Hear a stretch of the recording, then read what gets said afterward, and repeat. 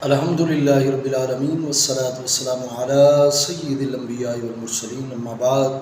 فاعوذ باللہ من الشیطان الرجیم بسم اللہ الرحمن الرحیم۔ نہایت واجب الاحترام دوستوں، بصد احترام بزرگوں، امید کرتا ہوں آپ سبھی حضرات بخیر وعافیت ہوں گے۔ آج ایک آپ کی خدمت میں بہترین ویڈیو لے کر آیا ہوں۔ امید کرتا ہوں انشاءاللہ آپ اس کو پوری مکمل طور پہ سماعت فرمائیں گے اور سننے کے بعد ضرور بالضرور کمنٹ میں اپنے جو نظریات ہیں، آپ کے جو اپنے دل کے اندر جو بات پہنچی ہے اس کے متعلق ضرور جو ہے وہ ارشاد فرمائیں گے اور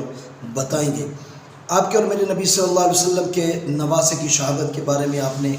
بہت سارے واقعات سنے اور میری بھی بہت ساری ویڈیوز اور بہت سارے لائیو سیشن کو آپ نے سماعت کیا۔ تو آج جو میں چیز آپ کو بتانے جا رہا ہوں وہ یہ ہے کہ آپ کے اور میرے نبی صلی اللہ علیہ وسلم کے نواسے کے قتل کے اندر جتنے بھی حضرات شریک ہوئے، اللہ تبارک و تعالیٰ نے ان کا بہت ہی برا انجام کیا۔ کوئی آگ میں جل کر مر گیا، کوئی جو ہے کوئلہ ہو گیا، کسی کو مختار ثقفی نے جو ہے بعد میں لٹکایا اور جہنم واصل کیا اور انہیں جو ہے عبرتناک انجام تک پہنچایا۔ ہمیشہ یاد رکھیں جو اللہ تبارک و تعالیٰ کے پیارے نبی صلی اللہ علیہ وسلم کے پیارے ہیں،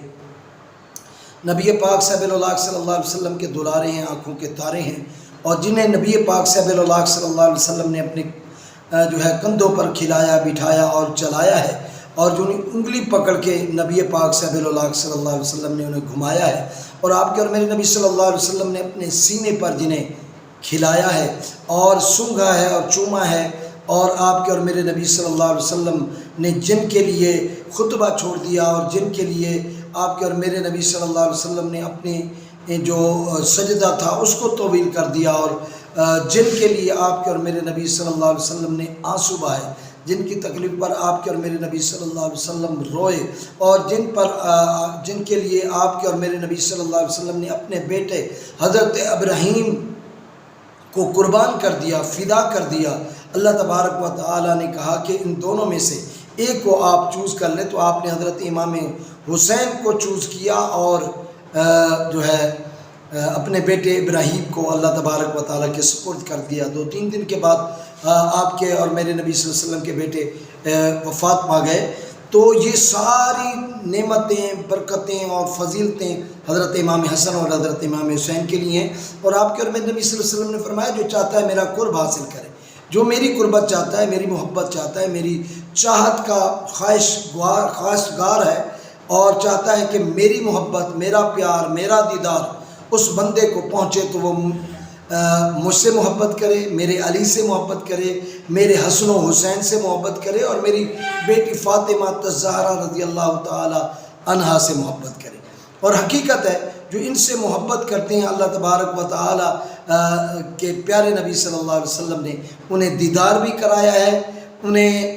اپنی محبت سے بھی سرشار فرمایا اور اپنے قریب بھی فرمایا۔ تو کتنی بڑی سعادت کی بات ہے کہ جنہوں نے محبتیں کی، پیار کیا، الفت کیا، ان کے لیے تو یہ انعامات ہوئے، اکرام ہوئے، اور جنہوں نے آپ کے اور میرے نبی صلی اللہ علیہ وسلم کے نواسوں کو ظلم کے ساتھ شہید کیا، پانی بند کیا اور ظلم و ستم ڈھائے اور لاشوں کی یعنی تذلیل کی، جس کے بارے میں آپ کے اور میرے نبی صلی اللہ علیہ وسلم نے فرمایا یعنی جو قتل ہو جائے ان کی لاشوں کو مسلح نہ کرنا، یعنی جو قتل ہو چکے ہیں، جو مر چکے ہیں، ان کی شکلوں کو نہ بگاڑنا، نہ ان کی آنکھیں نکالنا، نہ ان کے کان کاٹنا، نہ ناک کاٹنا، شکل نہیں بگاڑنی۔ آپ کے اور میرے نبی صلی اللہ علیہ وسلم نے کافر کی شکل بگاڑنے سے بھی منع فرمایا ہے، اور یہ مسلمان ہو کر نبی پاک صاحب الولاق صلی اللہ علیہ وسلم کے کلمہ گو ہو کر انہوں نے امت محمدیہ صلی اللہ علیہ وسلم کے آنکھوں کے تارے، نبی پاک صاحب الولاق صلی اللہ علیہ وسلم کے دل کے چین حضرت امام حسین اور آپ کے رفقا کو اتنی بے دردی کے ساتھ قتل کیا۔ پھر ان کے جو سر مبارک تھے ان کو جو ہے نیزوں پر لٹکا کے جو ہے پھیرایا گیا اور بڑا ذلیل کا نشانہ بنایا گیا۔ تو ان پر آپ کے اور میرے نبی صلی اللہ علیہ وسلم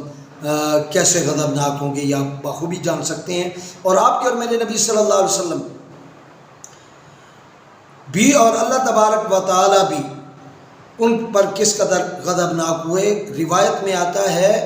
کہ تاریخوں میں لکھا گیا ہے کہ جتنے بھی نبی پاک صلی اللہ علیہ وسلم کے اس نواسے کی جو ہے شہادت کے اندر شریک ہوئے، اگرچہ آگے نہیں بڑھے پیچھے بھی رہے نا،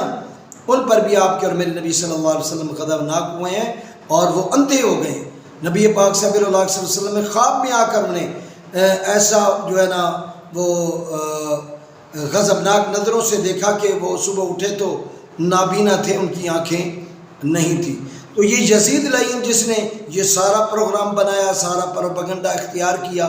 اس کی موت جو ہے وہ کیسے واقع ہوئی؟ آئیے سماعت کرتے ہیں۔ 3 قسم کی جو ہے میرے پاس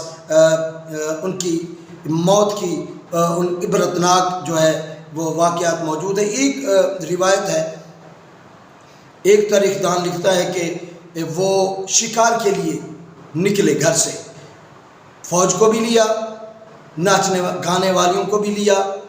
شراب کے مٹکے بھی لیے، کہا شکار کریں گے اور شکار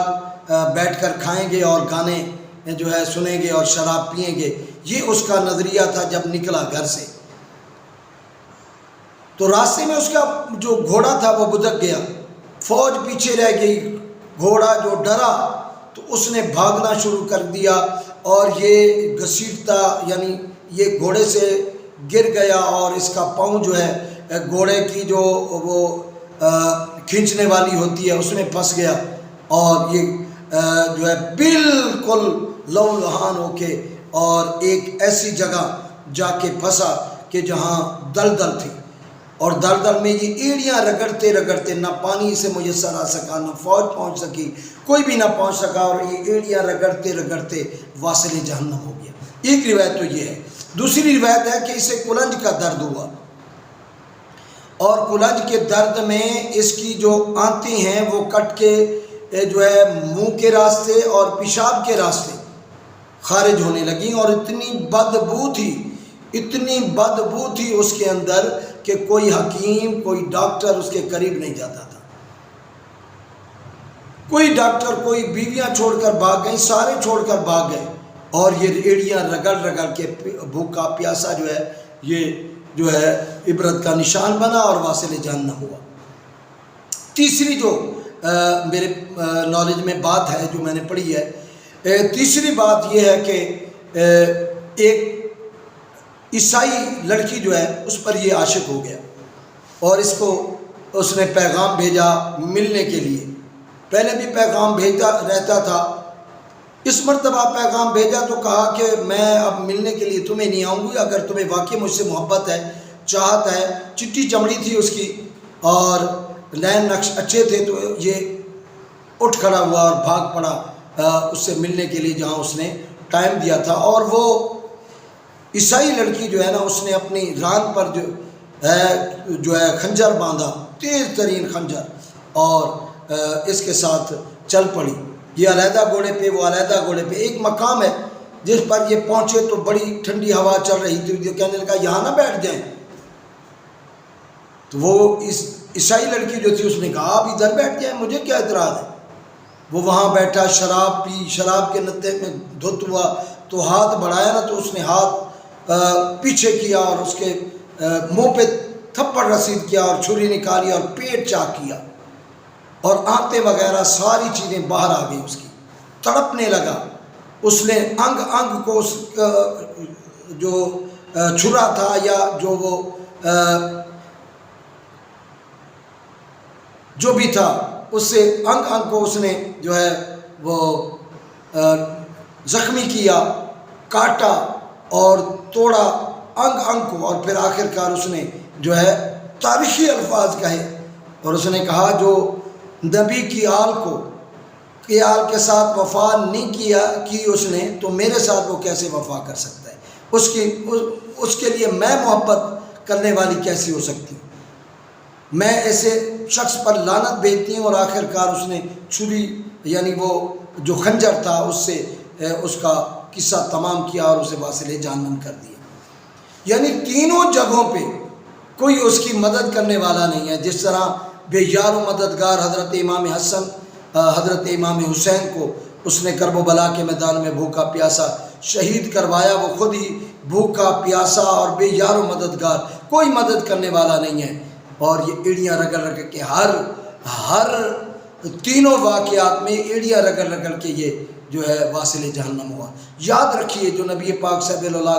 علیہ وسلم کا فرمان ہے وہ حق اور سچ ہے۔ آپ کے اور میرے نبی صلی اللہ علیہ وسلم نے فرمایا، اے اللہ یہ حسن و حسین میرے پیارے ہیں، میں ان سے محبت کرتا ہوں، تو بھی ان سے محبت کر، اور جو ان سے محبت کریں اے اللہ تو بھی ان سے محبت کرنا۔